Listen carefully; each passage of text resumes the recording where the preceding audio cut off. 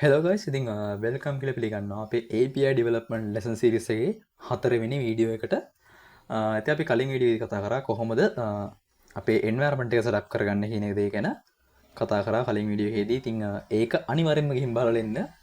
අපි දෙවෙනි වීඩියෝ එක ගැන කිව්වා මේක අනිවාර්ය නැහැ කියලා. නමුත් මම දැන් කියනවා කලින් වීඩියෝ එක අනිවාර්යෙන්ම ගිහින් බලලා එන්න මේක බලන්න කලින්. හරිද? මොකද මම එතනදී කතා කරනවා කොහොමද virtual environment එකක් හදන්නේ.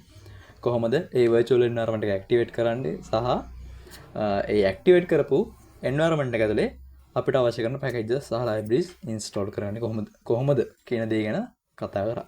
ඉතින් අනිවාර්යෙන්ම ගිහින් බලන්න. right. එහෙනම් අද අපිට කරන්න තියෙන්නේ අපේ development වැඩ ටික. okay. හරි. ඉතින් මම මේ හදන API එක ගැන පොඩ්ඩක් මම කියලා ඉන්නම්. අපි මේ හදන්න යන්නේ බොහොම සරල user manage කරන්න පුළුවන් users ලව manage කරන්න පුළුවන් විදිහේ බොහොම සරල API 3-4ක් ගැන. හරිද? අපි මෙතන හදන්නේ එක API එකක් නෙවෙයි API 4-5ක් නිර්මාණය වෙනවා. හරිද? ඒ කියන්නේ අලුත් user කෙනෙක් add කරන්න එක API එකක් හදනවා. තියෙන user කෙනෙක් data update කරන්න තව API එකක් හදනවා. ඊට පස්සේ users ලාගේ කියන්නේ users ලා ඔක්කොම fetch කරගන්න තව API එකක් හදනවා. ඊට පස්සේ එක user කෙනෙක්ගේ data ගන්න අපි API එකක් ලියනවා. ඊට පස්සේ user කෙනෙක් delete කරන්න API එකක් ලියනවා. එතකොට API ඔක්කොම දැනට 5ක් create වෙනවා. ඊට පස්සේ ලාක බලමු සමහරට 6ක් 7ක් වෙන්නත් පුළුවන්. දැනට මම ගණන් බලලා තියෙන API 5ක් නිර්මාණය කරන්න බලාපොරොත්තු වෙනවා. ඉස්සරහ වීඩියෝස් වල. ඉතින් අපි දැනට අද බලමු කොහොමද බොහොම සරල API එකක් නිර්මාණය කරන්නේ කොහොමද කියන දේ කියන්නේ. හරි. එහෙනම් අපි වැඩි කතා නැතුව වැඩි පටන් ගමු. right. හරි. ඉතින් මම ඉන්නේ අපේ VS Code එකේ. අපේ virtual environment එකත් මේ විදිහට install වෙලා තියෙන්නේ. sorry, activate වෙලා තියෙන්නේ. ඉතින් ඒවා කරගෙන නැත්නම් අනිවාර්යෙන් කලින් වීඩියෝ බලන්න. හරි. මම මුලින්ම ෆයිල් එකක් create කරගන්න අපේ API set එක ලියන්න. ඉතින් ඒකට මම හදාගන්න අලුත් ෆයිල් එකක්. හරිද? හොඳට මතක තියාගන්න මම මේ ෆයිල් එක නිර්මාණය කරන්නේ මේ venv ෆෝල්ඩර් එක ඇතුලේ නෙවෙයි එළියේ. හරිනේ? right. මම දැන් මෙතන app.py කියලා නම දීලා enter කරනවා. හරි. okay. වැඩි පටන් ගමු. හරි. මුලින්ම අපි මේ fast API import කරගන්න ඕනේ අපේ project එකට. හරිද? ඉතින් ඒක import කරගන්න මෙන්න මේ විදිහට ඔයාලට පුළුවන් from fast API import fast API. හරි. from fast API කියන්නේ library එකේ නම, sorry package එකේ නම. ඒක ඇතුළේ තියෙනවා fast API කියලා class එක. අන්න ඒක import කරන්න කියලා මෙතන මේ කියන්නේ. ඊට පස්සේ අපි කියන්න ඕන අලුතෙන් fast API instance එක create කරගන්න. අලුත් fast API application එක create කරගන්න කියලා. ඉතින් අන්න ඒක create කරගන්න මෙහෙමයි. මුලින්ම කැමති නමක් දෙන්න. කිසි ප්‍රශ්නයක් නැහැ. අටුන fast API කියලා නම දෙන්න පුළුවන්. නැත්නම් කැමති නම ප්‍රශ්නයක් නැහැ. මම දැන් මේ හදන්නේ dummy එකක් නේ. හරිද? ඒකින් දවන් දෙන්නම් දැනට app කියලා. කැමති නමක් දෙන්න ප්‍රශ්නයක් නැහැ. හරි. app කියලා දීලා equal fast API. ඔයාලට කැමති නම් මේ app කියන එකේ type එක දෙන්නත් පුළුවන් fast API කියලා. සමහරට වෙන මේ ටෙක්නික් එක ඔයගොල්ලෝ මීට කලින් දැකලා නැතුවත් ඇති. මොකද මේ තියෙන්නේ modern Python programming techniques. හරිද? මේ තියෙන type annotations දාලා තියෙන්නේ සරලව කියනනම් අපිට වෙන folder වෙන file එකක් හදානම්කෝ. test.py. හරි. අපිට type annotation කියන දේ පාවිච්චි කරන්න පුළුවන් Python වල Python 3.10 එකෙන් ඉහළ interpreter එක ඊට පහළවත් එක පාවිච්චි කරන්න බෑ. අතරම ඔයගොල්ලෝ මොකක් හරි variable එකක් හදනවා නම් ඔයාලට පුළුවන් ඒ variable එකට type එකක් assign කරන්න. අර නිකන් අර TypeScript වගේ. හරිද? දැන් JavaScript වල දෝෂ මඟ හරනවනේ TypeScript වගේ language එක නිර්මාණය කරන්නේ. JavaScript එකටම types දාලා තමයි TypeScript හැදෙන්නේ. ඉතින් අන්න ඒ වගේ අපිට පුළුවන් මේ Python වලත් types දෙන්න. උදාහරණයක් විදිහට හිතන්න මම name කියලා variable එකක් හදාගෙන ඒකට assign කරනවා අමල් කියලා. හරිද? ඉතින් දැන් මේ තියෙන්නේ string type එකනේ. අපිට පුළුවන් මේක කෙලින්ම කියන්න මේ තියෙන්නේ string කියලා. ඔන්න ඔහොම. හරිද? හිතන්න ඕගොල්ලෝ ලිස්ට් එකක් හදනවා කියලා. මම හදන්නම් my list කියලා අලුත් variable එකක් හදනවා list එක. ඒකට මම assign කරනවා 1 2 sorry 1 2 3 4 හරි. ඉතින් මේ තියෙන්නේ list එකනේ. දැන් මේ list එක ඇතුලේ තියෙන්නේ මොනවද? list එක ඇතුලේ තියෙන්නේ integer type. එතකොට මට පුළුවන් මෙතන type එක දෙන්න list with integers. ඔන්න ඔය විදිහට. ඕකම ඔයගොල්ලන්ට අනිත් පැත්තට කරන්න පුළුවන්. ඒ කියන්නේ මෙතන integers වෙනකොට ඔයගොල්ලන්ට පුළුවන් සමහරට ඔයගොල්ලන්ට අවශ්‍ය නම් string උනත් දාන්න. හරි. මම දැන් දෙන්නම් letters කියලා. letters. මම මේ type එක දෙනවා list str. එතකොට list with strings. හරි. අපි හදුවතින් a ඊට පස්සේ b c ඔන්න ඔය විදිහට අපිට type annotation පාවිච්චි කරන්න පුළුවන්. ඉතින් type annotation පාවිච්චි කරන variable එක විතරද ඕනේ. ඔයාලට function එක උනත් පාවිච්චි කරන්න පුළුවන්. හරිද? හිතනවා function එකක් හදනවා def get sum කියලා. මම මේකේ parameters දෙකක් ගන්නවා x y කියලා integers දෙකක්. ඉතින් මෙතන return වෙන්නේ return x plus y. හරි. මට පුළුවන් මෙන්න මේකේ මේ තියෙන parameters වල type එක මොකක්ද කියලා දෙන්න. මේකේ තියෙන return type එක මේ function එකේ return වෙන data එකේ type එක මොකක්ද කියලා දෙන්න පුළුවන්. හරි. හරිම සරලයි. මෙන්න මේක තමයි කරන්න තියෙන්නේ. parameters වලට function parameters වලට type annotation දාන්න ඕනේ. ඒ කියන්නේ parameters වල type එක මොකක්ද කියලා assign කරන්න ඕන නම් ඔයාලා පුළුවන් මෙතන parameter ට පස්සේ colon එක දාලා අදාළ type එක දෙන්න. දැන් මෙතන නම් integer value එක ගන්න. හරි. ඔය විදිහට මම මේකටත් දෙන්න. හරි. දැන් බලන්න මගේ මේ VS Code එකේ තියෙන මේ options වලින් VS Code එකේ තියෙන මේ feature එකකින් තමයි මේ මෙතන int කියලා පෙන්නන්නේ. දැන් මෙතන දෙනවා sorry int. දැන් මෙතන int කියන්නේ මෙතන x int කියන්නේ මෙතන x කියන parameter එකේ type එක int, y කියන parameter එකේ type එක int. හරිද? දැන් මේ දාලා තියෙන්නේ මේ function එකේ return type එක. මේ function එකේ return type එක තමයි int කියලා දාලා තියෙන්නේ. එතකොට මේකේ return වෙන්නේ integer value එක. x සහ y ගේ එකතුව තමයි return වෙන්නේ. හරිද? දැන් හිතන්නකෝ x ට y ට assign වෙනවා 5 සහ 3 කියන සංඛ්‍යා දෙක. 5 කියන්නේ integer එකක්, 3 කියන්නේ integer එකක්. එතකොට මේ දෙක එකතුව 8යි. 8 කියන්නේ integer එකක්. එතකොට අපිට පුළුවන් ප්‍රශ්නයක් නැතුව මේකේ return type එක int කියලා දෙන්න. හරි. ඉතින් මම දැන් මේක මෙහෙම කියලා දුන්නේ. මෙච්චර ලා කරගෙන මම මේක කියලා දුන්නේ. fast API කියන්නේ මෙන්න මේ types සෑහෙන්න බලන framework එකක්. හරිද? මේ types කියන දේ fast API එකට අත්‍යවශ්‍යයි. මේ data validation පැත්තට ආවට පස්සේ. හරිද? අපි ඒවා ගැන ඉස්සෙල්ලා කතා කරමු. මේක දැනට ලොකුට අවශ්‍ය වෙන්නේ නැහැ. මම අවශ්‍ය තැන්වලදී ඒ දේවල් ගැන කියලා ඉන්න. හරිද? මම දැන් ඕන මේක රන් කරලා පෙන්නන්නකෝ. ඒතර ලේසිනේ. හිතන්න print function එකට මම දෙන්නම් get sum එන පාස් කරන 5 3 හරිද? දැන් මේක රන් කරවතින් python test.py කියලා දුන්නු තින් 8යි කියලා output එනවා. ඉතින් බලන්න කිසිම එකක් නැහැ. මොකද python 3.10 එකෙන් ඉහළ හැම version එකකදීම මෙන්න type annotation කියන දේ support කරනවා python වල. හරි. අපි දැන් මේක ගන්න අපි දැන් fast API ගැන කතා කරමු. right? හරි. sorry මම අමතුණා මෙතන මේවා දාන්න. parentheses දාන්න. හරි.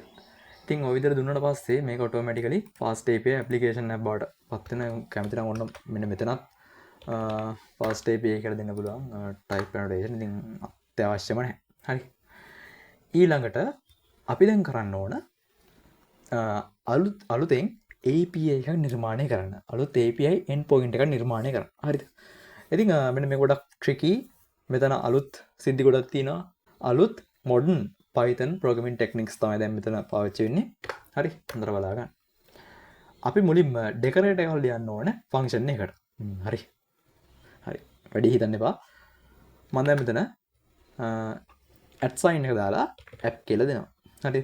මේ at sign එකත් එක්ක app දාන්න හේතුව මෙතන app කියන්නේ මෙන්න මේ අපි හදාගත්ත fast API instance එක මේක ඉංග්‍රීසියෙන් දාන්න කර ඔයගොල්ලෝ කන්ෆියුස් වෙනවා හරි මෙතන මේ app දාන්න හේතුව අපි මේ fast API instance එක නිර්මාණය කරගත්තේ app නිසා app කියන නමින් නිසා ඔයගොල්ලෝ වෙනමක් දැම්ම නම් ඒ නමම මෙතනටත් දෙන්න ඕන මෙන්න මේ add sign එකත් එක්ක මෙහෙම දීලා ඊට පස්සේ අපි දැන් දෙන්න ඕන අපි දැන් හදන API එකේ මේ request method එක මොකද්ද දැන් request method පැත්තට ආවට පස්සේ request method කීපයක් තියෙනවා get post put delete patch වගේ request method කිහිපයක්ම තියෙනවා හරිද මේවා ගැන ලොකුවට හිතන්න යන්න එපා මම ඒවා වීඩියෝ එක අපේ lesson series එක අතර වාගේ මම කියලා දෙන්නම් මොනවද මේ කියලා ඉතින් අපි දැනට මෙතන දෙන්න get කියලා හරි get මේ get කියන්නේ මොන හරි server එක පැත්තෙන් data ඉල්ලනවා නම් අපි දාන්නේ get request එකක් කියලා හරි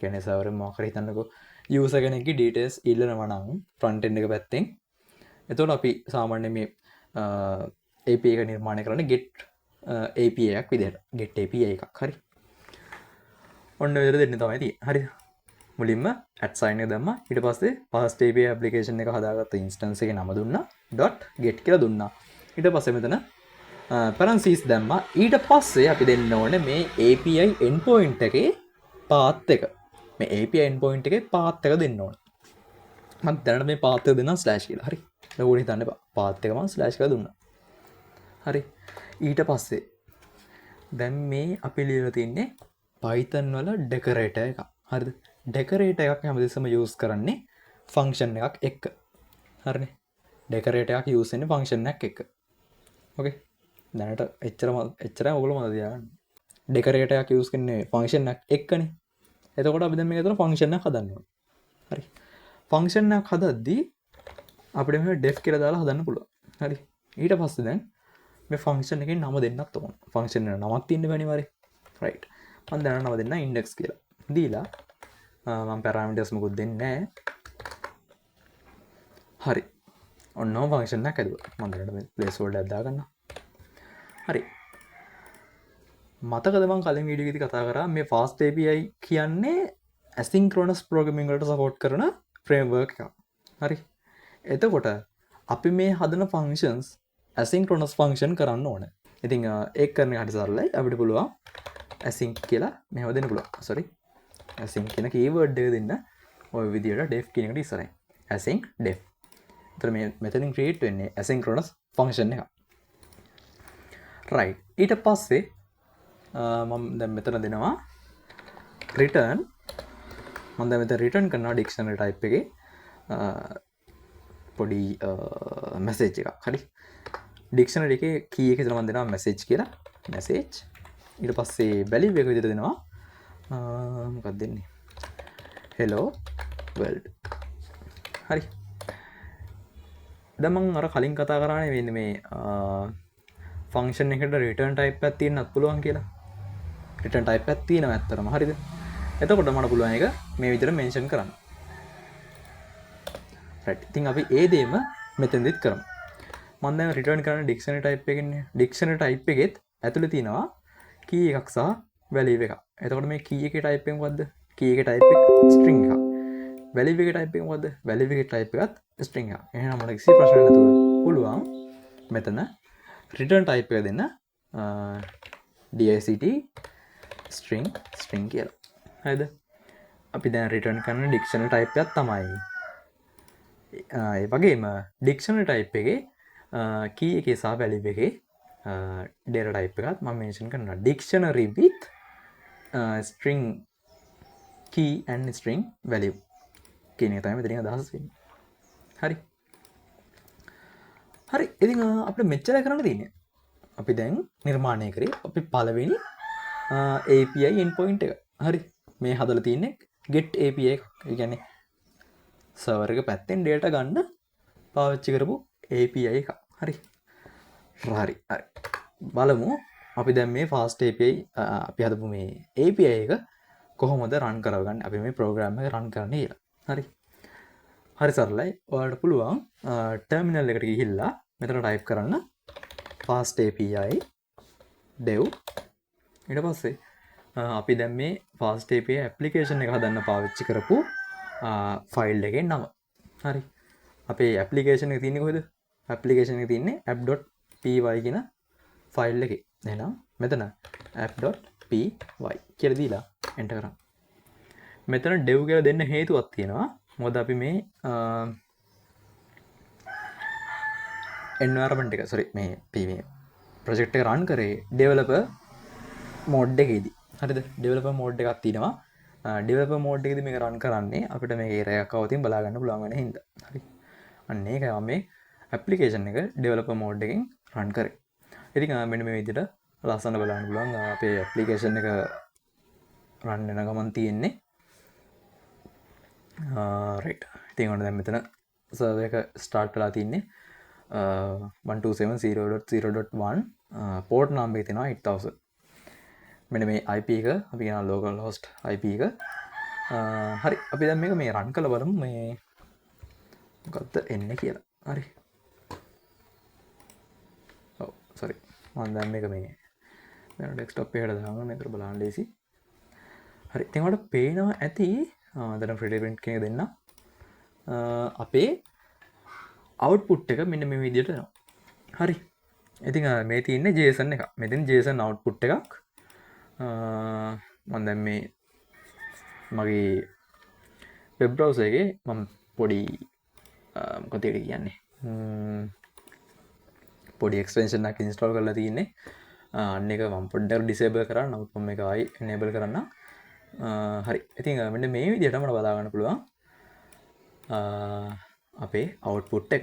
හරි. ඉතින් මෙන්න මේ විදිහට ලස්සනට එන්න හේතුව තමයි මෙන්න මේ JSON view කියන extension එක. ඉතින් මේක පොඩ්ඩක් අයින් කරලා දැම්මොත් ඉතින් පොඩ්ඩක් අයින් කරලා දාන්න. හරි. අනේ මේක අයින් කරන්න. හරි. හරි. ඉතින් කිසිම extension නැතුව බැලුවොත් මෙන්න මෙතන තමයි output වෙන්නේ. මම දැන් මේ extension එක දාලා තියෙන හින්දා මට මෙන්න මෙහෙම output එකක් තමයි එන්නේ. හරි. ඉතින් මෙන්න මේක තමයි අපේ output එක. මම දැන් තව API එකක් හදන්නම්. හරි. තවත් get API එකක්. හරි. කොහොමද හදන්නේ? මුලින්ම decorator එකක් හදා ගන්නවා අපේ ඊළඟ function එකට app එකෙන් app.get කියන්නේ අපේ return type එක.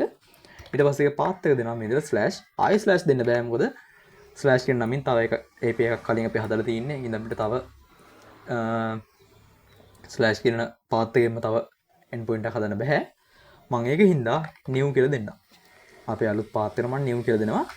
ඊට පස්සේ අපි හදා ගන්නවා තවත් function එකක්. මොකද අපි මේ decorate එකක් දාන්නේ function එකක් එක්ක නිසා මම තව function එකක් හදානවා asynchronous function එකක් async def මම හදා ගන්නම් function එකක් new කියලා හදා ගන්න ප්‍රශ්න නැහැ new endpoint කියලා.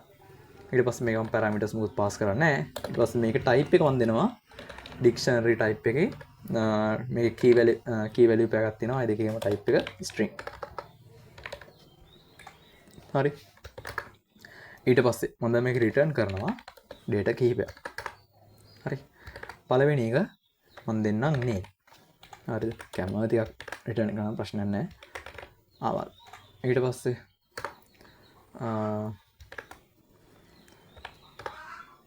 description එක දෙන්න. description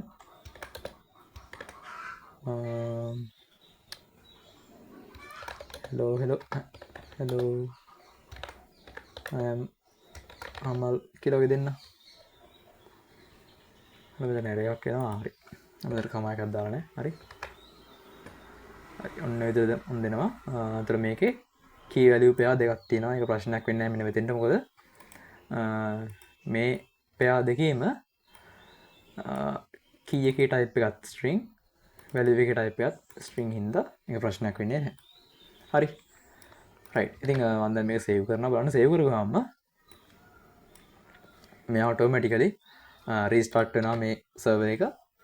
අපේ changes අපි මේ මොකයි අපේ file එකට change කරගාම change කරලා ඒක save කරගාම මේ automatically මේ server එක restart කරගන්නවා. හරි. අපි දැන් බලමු මේක refresh කරලා ඉතින් වෙනසක් වෙන්නේ නැහැ. මොකද මෙතන automatically call වෙන්නේ මෙන්න මේ slash කියන endpoint එක. හරි. මේ slash කියන්නේ අපේ root endpoint එක. හරි. කොයිම වෙලාවක හරි අපි මෙන්න මේ 127යි 0.0.1 කියන මෙන්න මේ ලෝකල් හොස්ට් IP එකට කෝල් කරගාම වෙන්නේ ඔටෝමැටිකලි get request එකක් ගහනවා මෙන්න මේ root end point එකට. root කියන්නේ මෙන්න මේ slash කියන end point එකට. එහෙම කෝල් වුණ ගාම එහෙම end point එකට hit කරගාම වෙන්නේ මෙන්න මේ ෆන්ක්ෂන් එක කෝල් වෙනවා. asynchronous ෆන්ක්ෂන් එකක් කෝල් වෙන්නේ. එතකොට ඒකෙන් රිටර්න් කරනවා මෙන්න මේ message hello world කියලා මෙන්න මේ ඩික්ෂනරි එක. මේ ඩික්ෂනරි එක යන්නේ අපේ බ්‍රවුසර් එකට යන්නේ JSON එකක් විදිහට. හරි අපි JSON කියන මොකද කියන පස්සේ කතා කරමු. ඒවා පොඩ්ඩක් බර වැඩ. හරිනේ. එතකොට දැන් අපි දැන් තව end point එකක් හදුවනේ new කියලා. දැන් ඒක කෝල් කරන්නේ කොහොමද? දැන් මෙතන ඔටෝමැටිකලි කෝල් වෙනවා ස්ලෑෂ් කියන එක. ඒක බ්‍රවුසර් ඩිෆෝල්ට් එක. හරි. ඔටෝමැටිකලි කෝල් වෙන්නේ මේ root එක. දැන් කොහොමද අපි අර new කියන එක access කරන්නේ? මෙන්න මේක. new කියන එක access කරන්නේ කොහොමද? හරිම සරලයි. කිසි ප්‍රශ්නයක් වෙන්නේ නැහැ ඔයගොල්ලන්ට. මෙන්න මේ අපේ URL එකට යන්න 127.0.0.1 මේක. හරි. මෙන්න මේකනේ අපේ URL එක 127.0.1 port number එක දෙනවා 8000. අන්න එතන slash එකක් දාලා new කියලා දෙන්න. new කියලා දීලා enter කරන්න. බලන්න enter කරාම අපිට output එනවා අපේ දෙවෙනිට හදාගත්ත API endpoint එකේදී දින details ටික. හරි. අපි ඉතින් return කරන්නේ name amal description hello I am amal කියන එකනේ. බලන්න ඒක මෙතනත් බලා ගන්න පුළුවන්. හරි. ඉතින් ඔන්න ඔය විදිහට තමයි බොහොම සරල API එකක් නිර්මාණය කරගන්න. ඉතින් මෙතන API දෙකක් තියෙනවා. get API දෙකක්. ඉතින් අපි ඊළඟ වීඩියෝ එකේදී බලමු කොහොමද post API එකක් හදන්න කියන එක ගැන. හරි. ඉතින් මම පොඩි තව දෙයක් පෙන්නන්නම්. මෙන්න මේ fast API එකටම ටිකක් අනන්‍ය වෙච්ච බොහොම විශේෂ වෙච්ච දෙයක්. ඔයගොල්ලෝ ඉන්ඩස්ට්‍රියට ගියාට පස්සේ ඔයගොල්ලෝ මේ API නිර්මාණය කරද්දී ඔයාලට සිද්ධ වෙනවා මේ API වල documentation එක හදන්න. ඒ කියන්නේ මෙන්න මේ API එකේ path එක මොකද්ද? මේකේ request method එක මොකද්ද? මේකේ return වෙන්නේ මොනවද? මේකේ parameters මොනවද කියලා අන්න ඒ වගේ details දාලා ඔයගොල්ලන්ට සිද්ධ වෙනවා documentation නිර්මාණය කරගන්න. හරි. එතකොට මේකට Python වල එක options තියෙනවා. Swagger UI වගේ ඒවා තියෙනවා. බොහොම ලස්සන interactive documentation හදන්න ක්‍රම සහ විදි හදලා තියෙනවා Python වල. ඉතින් අපි අර අනිත් framework පැත්තට ගියොත් කියන්නේ fast API නෙමෙයි Flask Django වගේ option වලට ගියොත් ඒවයිදී අපිට සිද්ධ වෙනවා මේ Swagger UI manually import කරලා ඒක manually configure කරන්න. ඒ වුණාට මේ fast API වල ඒක automatically වැඩ කරලා දෙනවා. හරිද? ෂුවර් නෑ වගේ මම කරලා බලන්න. හරි. ඔයගොල්ලෝ මුලින්ම යන්න ඕන අපේ local host එකේ දින අපි මේ run වෙන මෙන්න මේ URL එකට. ඒ කියන්නේ අපි දැන් මේ server එක run වුණානේ. මෙන්න මේ 127.0.1 කියන මෙන්න මේ URL එකට. හරි. ඒ අන්නේ URL එකට යන්න. හරි. අපි දැන් මේකට යමු. 127.0.0.1 port number එකත් අනිවාර්යෙන් දෙන්න ඕන 8000 slash මම new නෙවෙයි මම දෙනවා docs කියලා docs හරි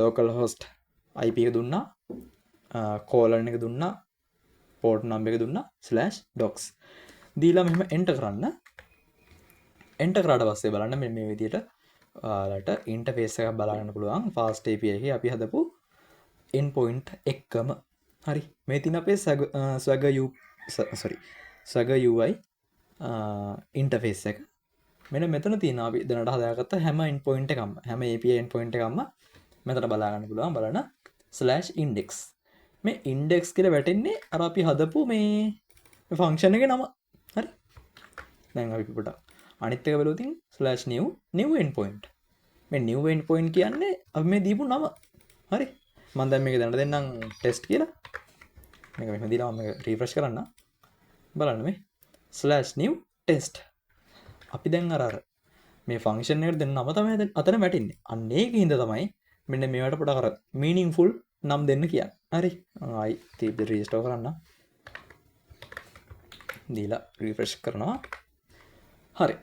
ඉතින් මෙන්න මෙතන වැටෙනවා අපි හදපු දැනට මේ දැනට හදපු API දෙකම. මම දැන් මේ පළවෙනි API එකට මෙහෙම ක්ලික් කරලා ඒක එක්ස්පෑන්ඩ් කරගන්නවා. ඊට පස්සේ දැන් මේකේ අවුට්පුට් එක බලන්න ඕන ඔයගොල්ලන්ට. මෙතන try it out කියන එක දෙන්න. දීලා මෙතන execute කියන එක දෙන්න. හරි. ඉතින් මේක execute වුණාට පස්සේ අපිට මෙන්න මේ අවුට්පුට් එක එන පහළට එන්න. පහළට ආවට පස්සේ වෙන තියෙනවා server response යටතේ මේ response code එක වෙලදී තියෙනවා. response code එක 200 මේ 200 කියන success එක. හරි success කියන එක තමයි එතනින් අදහස් වෙන්නේ. response body එකේ අපිට අවිල්ල තිනවා message hello world කියන එක. ඒ කියන්නේ අපිට අර මෙන්න මේ window එකේ ආපු output එකනේ. මෙන්න මේකනේ. ඊට පස්සේ response head එකක් තියෙනවා. ඕනම API එක response head එකක් වගේම head එකක් වගේම body එකක් තියෙනවා. හරි. okay. අපි දැන් අර ඊළඟ API එකට try කරවතින් ඊළඟ endpoint එකට try කරවතින් ඉන්නත් අර විදිහටම try it out දීලා execute දෙන්න පුළුවන්. ඉතින් අර එතනත් ඒක run වුණාට පස්සේ response body එකේ output එක පෙන්නනවා. ඉතින් මෙන්න මේ විදිහට තමයි සරලව Saga UI එක API documentation එකක් නිර්මාණය වෙන්නේ automatically. ඉතින් මේක හරියට නිර්මාණය කරගන්න ඕන නම් ඕගොල්ලන්ට සිද්ධ වෙනවා පොඩක් අර proper naming convention පාවිච්චි කරන්න. ඒ කියන්නේ මෙන්න මේ function වලට පොඩ අර meaningful නම් දෙන්න. එහෙම වුණාම තමයි අර Saga UI එකේදී ඒ ටික process කරලා ලස්සන්ට ඒකේ documentation එක බලා ගන්න පුළුවන් වෙන්නේ. ඉතින් මෙන්න මේ විදිහට තමයි බොහොම සරල API එකක් නිර්මාණය කරගන්නේ. ඉතින් දැනට අපි මේ හදලා තින්නේ get API එකක්. ඉතින් අපි ඊළඟ වීඩියෝ එකේදී බලමු කොහොමද post ඊට පස්සේ put ඊට පස්සේ patch delete ඔය විදිහට API නිර්මාණය කරන්නේ කොහොමද කියන දේ ගැන. හරි. එහෙනම් ඉතින් මේ වීඩියෝ ඉතින් අවසానයි. ඉතින් වීඩියෝ කොහොමද නම් අනිවාර්යෙන් like එකක් දාන්න. ඉතින් ඔයගොල්ලෝගේ යාළුවන්ටත් share කරන්න. එහෙනම් අපි ඊළඟ වීඩියෝ එකෙන් ඉක්මනටම හම්බෙමු.